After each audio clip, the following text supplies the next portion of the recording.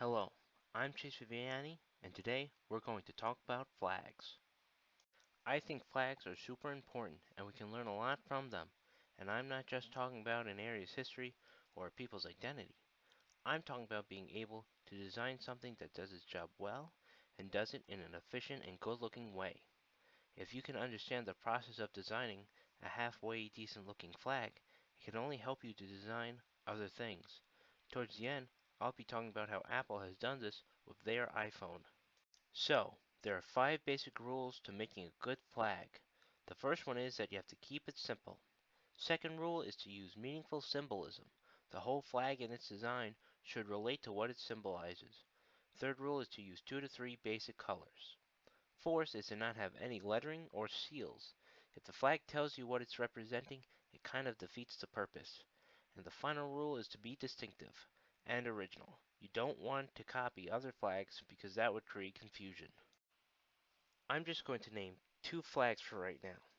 Milwaukee recently changed its flag because it was the worst flag ever made. There are at least 5 buildings on this flag. It has 5 different colors.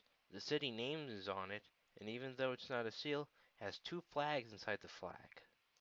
In contrast to this, I'm going to talk about, in my opinion, the best flag of all time, the flag of the United States.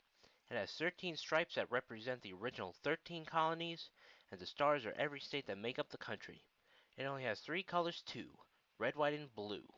The U.S. flag is one of the few flags that constantly changes over time and is adaptable. Every time we add a state, another star gets put on the flag. Puerto Rico just voted to become a state, so we might get a 51-star flag real soon. Now to talk about Apple and their iPhone.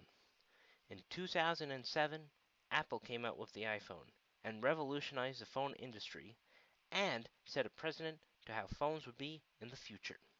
The design was simple. It was a rectangle with a screen and a single home button. Phones that were coming out around the same time, like the Samsung Blackjack 2, had a full and physical QWERTY keyboard. By using the basics of flag design, Apple created something people wanted and made a fortune doing so.